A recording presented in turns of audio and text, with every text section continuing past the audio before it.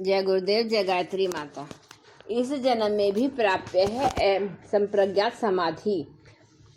प्रणव पंडा जी लिखते हैं कि अंतरयात्रा के प्रयोगों को पूरे यत्न एवं गहराई के साथ अपनाने वाले साधकों के न केवल बाह्य जीवन में बल्कि आंतरिक जीवन में परिष्कार इस कदर होता है कि दूर संवेदन पूर्वाभ्यास जैसे तथ्य उनकी जिंदगी का सहज हिस्सा बन जाते हैं।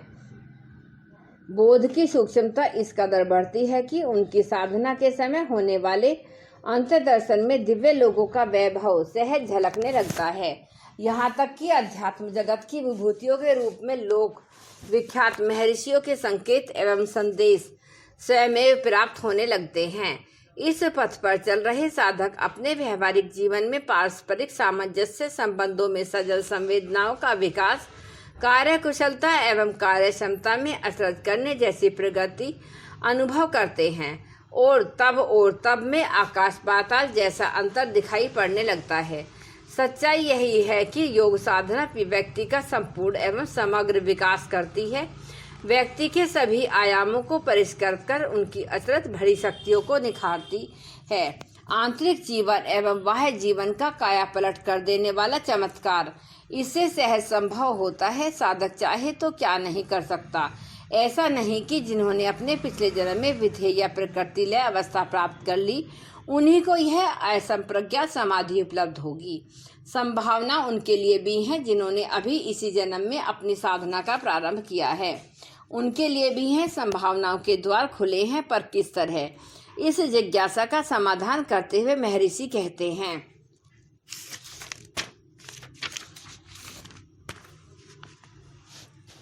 दूसरे जो आत्म संप्रज्ञात समाधि को उपलब्ध होते हैं वे श्रद्धा, वीर्य, स्मृति, समाधि और प्रज्ञा के द्वारा उपलब्ध होते हैं। यह सूत्र महर्षि पतंजलि के सभी सूत्रों से कहीं अधिक मूल्यवान है। हालांकि दूसरे सूत्रों में भी गहरी चर्चा है, गहन चिंतन है। इन सूत्रों में साधना के साध्य के एवं सिद्धि के अनेकों रहस्य खुलते हैं, लेकिन इस पर भी जो इस सूत्र में है वह कहीं और नहीं, क्योंकि इस सूत्र में अपने जीवन की चरम संभावनाओं को साकार करने वाला सहज मार्ग बता दिया गया है। बुद्धत्व को प्रकट करने की संपूर्ण प्रक्रिया इस एक सूत्र में ही समझा दी गई है। बड़ी ही स्पष्ट रीति से महर्षि पतंजलि कहते हैं कि तुम भी, हाँ और कोई नहीं, तुम ही जो इन क्षणों में इस सूत्र की व्याख्या को पढ़ रहे हो, इस सूत्र को पकड़कर बुद्ध बन सकते हो, पतंजलि बन सकते हो और युग ऋषि आचार्य श्री के जीवन के सार को अनुभव कर सकते हो। बस इसके लिए श्रद्धा, वीर्य, स्मृति, समाधि एवं प्रज्ञा को अपने में जगाना होगा। ध्यान रहे, यह जागरण क्रम से होता है। जो श्रद्धावान है वही अगले क्रम में वीर्यवान होगा, वीर्यवान स्मृतिवान बनेगा और स्मृतिवान क्रमिक रूप से समाधि के सत्य को जानेगा और प्रज्ञा को उपलब्ध होगा। योग जीवन का, साधना जीवन का सबसे पहला तत्व श्रद्धा है। श्रद्धा शब्द से प्रत्येक अध्यात्म प्रेमी परिचित है। श्रद्धा के बारे में पर्याप्त कहा, सुना एवं पढ़ा लिखा जाता है, लेकिन यह शब्दोच्चार भर पर्याप्त नहीं। जरूरत कुछ ज्यादा की है। श्रद्धा का सत्य एवं मर्म जब तक जिंदगी में नहीं उतरता तब तक बात नहीं बनेगी। युग ऋषि परम पूज्य गुरुदेव कहते हैं कि श्रद्धा अस्तित्व के गहनतम क्षेत्र के कारण शरीर में जननती एवं पनपती है। श्रद्धा के तरंगित होने पर समूचा अस्तित्व तरंगित होता है। इसके प्रति श्रद्धा है, उसके प्रति समूचा व्यक्तित्व, अपना सारा अस्तित्व अपने आप ही उमड़ने लगता है। सार रूप में श्रद्धा का प्रारंभ समग्र समर्पण का प्रारंभ है। इसकी चरम परिणति में साधक का अस्तित्व स्वयं ही साध्य में विलीन हो जाता है। साधना के प्रति श्रद्धा का जन्म होते ही वीर्य अर्थात साहसिक प्रयत्न प्रारंभ हो जाते हैं। श्रद्धा हुई, इसकी पहचान भी यही है। निष्क्रिय, निठल्ली एवं निकम्मी भावनाओं को कभी भी श्रद्धा का नाम नहीं दिया जा सकता। यदा कदा यह भी देखा जाता है कि श्रद्धा के नाम पर लोग अपने आलस्य को प्रश्रय देते हैं, पर यथार्थ स्थिति इसके विपरीत है।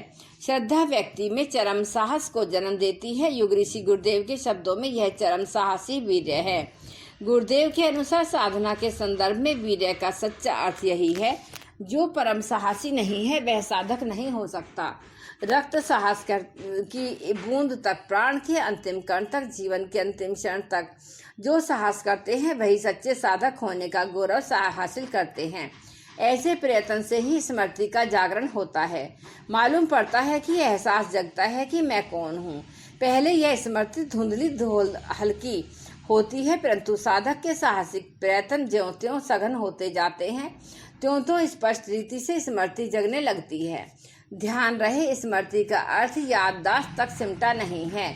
स्मृति का अर्थ तो होश जगना है, स्वयं अपने बारे में सार्थक एहसास होना है, अस्तित्व की गहराइयों में अपने सच्चे स्वरूप की झलक मिलना है। यह झलक साधना को प्रगाढ़ करती है। साधना के प्रयत्नों में और भी तीव्रता एवं तवरा पैदा होती है। स्मृति की झलकियों में जब मन तदाकार होने लगता है तब समाधि प्रस्फुटित होती है। यह भाव दशा है जब साधक अपनी साधना में पूरी तरह डूब जाता है। साधक, साधना एवं साध्य तीनों आपस में घुल मिल जाते हैं। यही से जीवन रूपांतरित होना शुरू होता है। अंतरतम में बदलाव के स्वर फूटते हैं। समाधि में साधक की चेतना समग्र, संपूर्ण एवं प्रकाशित होती है और इसी बिंदु पर प्रज्ञा प्रकट होती है। बोध के स्वर जन्म लेते हैं, सत्य समझ में आता है, जन्म जन्मांतर के बंधन खुलते हैं, वासना, तृष्णा, अहंता तीनों ही ग्रंथियां खुलने लगती हैं। बड़ी ही अपूर्व अवस्था है यह। जय गुरुदेव, जय गायत्री माता।